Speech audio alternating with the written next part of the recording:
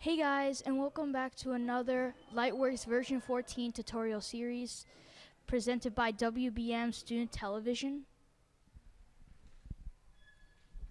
Today we will be showing you how to use transitions between audio and video clips. When you use this effect, you can show cool transitions from one clip to another and in various ways, just like this. Alright guys, so now we're going to be in the part of the video where I'm screencasting this.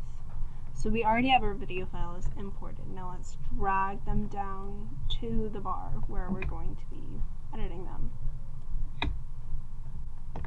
Now, sometimes if you add a transition, it's not going to work and you're going to get this.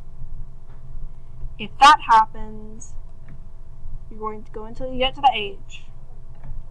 Add transition, click for position, click 2 here. Click how many frames you want, and then the transition that you want. Now, I personally would do it on the other side as well, so that just in case. Now you drag it over. If that happens, just remove that. And then you have this.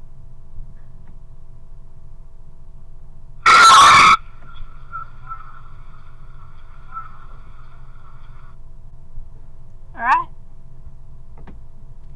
Now, if you don't get that, just follow the same procedure, but without adding it on as well for the other clip. Just right click and done.